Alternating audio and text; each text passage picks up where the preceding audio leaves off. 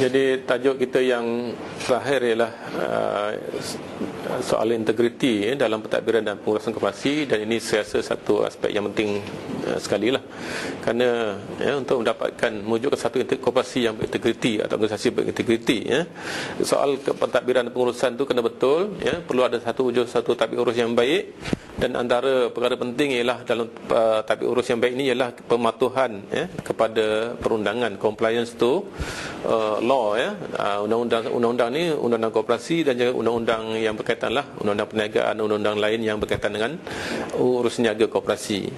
Jadi kita tengok contoh-contoh, di sini terdapat keadaan di mana saya petik daripada kerajaan akhbar tentang kes-kes berlaku ketidakpatuhan undang-undang atau pelanggaran undang-undang sama ada koperasi atau organisasi. Contohnya menyorok minyak masak subsidi. Ini mungkin ada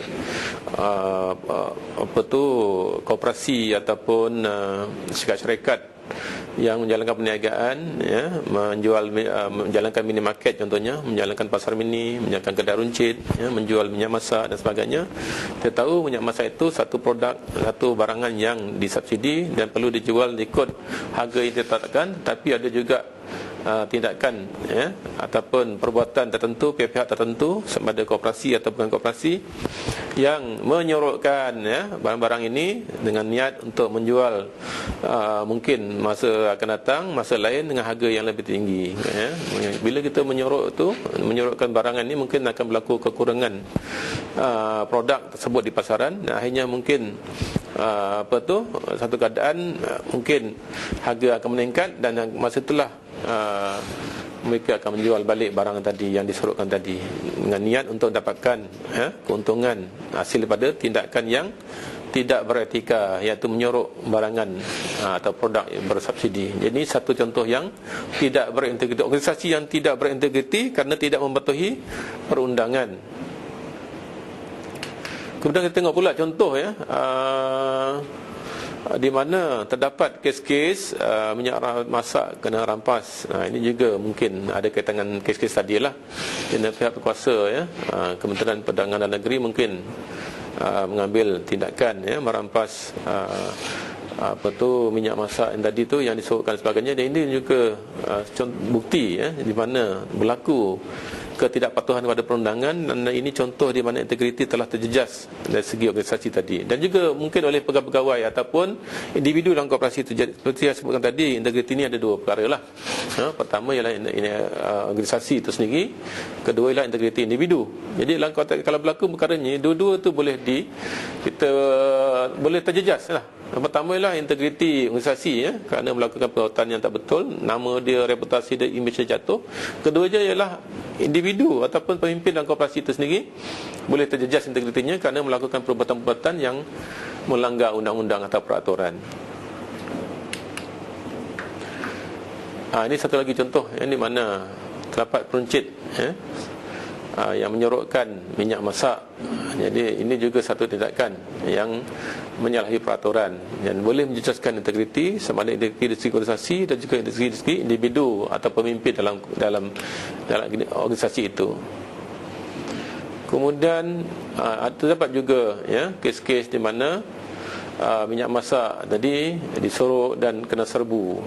Bila kena serbu ni kena ambil tindakan, sama ada dihukum dari segi undang-undang sebagainya. Ini juga akan menjejaskan integriti koperasi atau kedai tadi terjejas. Integriti juga pada pemilik atau individu dalam organisasi atau koperasi tadi akan terjejas, di mana orang akan namanya akan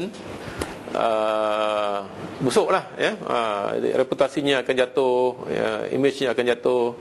Ini boleh kata satu keadaan di mana akan menjejaskan integriti.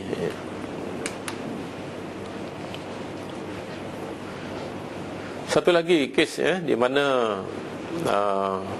kedai atau pasaraya yang menyembunyikan minyak masak dalam stor. Ini ada sebab apa dia sorokkan tu, seperti sebut tadi lah, mungkin dia ada tujuan supaya satu masa nanti bila dah berlaku kekurangan, harga akan meningkat, dia boleh menjual balik dengan harga yang tidak ikut peraturan ataupun lebih pada harga subsidi dan sebagainya. Ini satu keadaan di mana ataupun satu perbuatan yang tidak berintegriti lah, kerana tidak mengikut peraturan ataupun perundangan yang telah ditetapkan. Jadi seperti yang sebutkan tadi, tindakan ini boleh menjejaskan integriti, pertama integriti pemimpin ataupun individu dalam pertubuhan itu. Yang kedua ialah integriti organisasi itu sendiri, integriti korporasi itu akan terjejas, di mana akan image-nya akan jatuh dan juga reputasinya akan jatuh. Kemudian terdapat juga yang tindakan para peniaga ataupun syarikat atau koperasi yang buat berbagai gimmick atau jualan murah dengan cara-cara yang tidak tidak mengikut peraturan ataupun tidak dapat kebenaran dari pihak Kementerian Perdagangan Dalam Negeri dan sebagainya. Ini satu lagi contoh di mana pertubuhan ataupun individu dalam koperasi atau organisasi itu melanggar peraturan, menjalankan kempen jualan murah tapi tanpa mendapat kelulusan atau kebenaran dari pihak yang berkenaan. Ini satu lagi tindakan yang boleh menjejaskan integriti bagi organisasi berkenaan.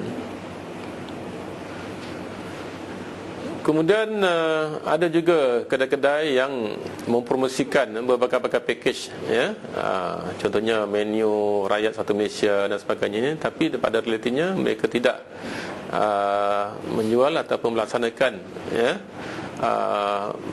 kempen atau promosi yang sepatutnya seperti yang diiklankan. Ini satu lagi perbuatan yang tidak berintegriti. Akhirnya nanti orang atau pelanggan tidak akan percaya lagi, jatuh reputasinya, orang tak akan trusted ataupun percaya lagi kepada organisasi atau koperasi atau kedai tadi, kerana tindakan segelintir pemimpin yang tidak berintegriti. Dan kita tahu pada musim-musim perayaan, tak kira hari raya ke, Tahun Baru Cina ke, Deepavali ke, Christmas ke, terdapat juga pihak-pihak peniaga, terdapat juga kedai-kedai yang menjual mungkin barangan dengan harga barangan kawalan, dengan harga yang lebih tinggi daripada harga pasaran, kerana mengambil kesempatan atas permintaan yang meningkat pada musim perayaan. Dan tindakan-tindakan ini kalau diambil tindakan oleh pihak berkenaan, akhirnya akan menjejaskan reputasi dan juga nama baik dan imej koperasi atau organisasi atau syarikat kita.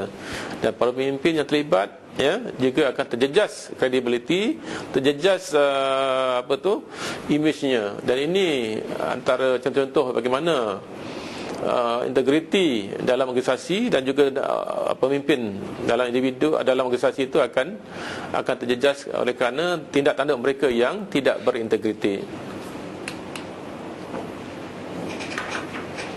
Kemudian terdapat juga kes-kes di mana anggota lembaga koperasi yang didakwa, yang dituduh, yang didenda di mahkamah dan sebagainya.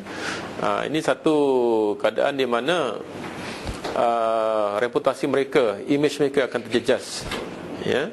Jadi apabila anggota-anggota koperasi sendiri tengok, bila pelanggan sendiri tengok, orang luar tengok yang bukan tak ada kena-mena pun baca dalam surat khabar kadang kes-kes macam ni, mungkin integriti pemimpin yang koperasi ataupun organisasi yang macam ni akan dipersoalkan. Tentu imej dia akan jatuh, reputasi dia akan jatuh, kepercayaan orang akan jatuh, dan akhirnya mungkin akan menjejaskan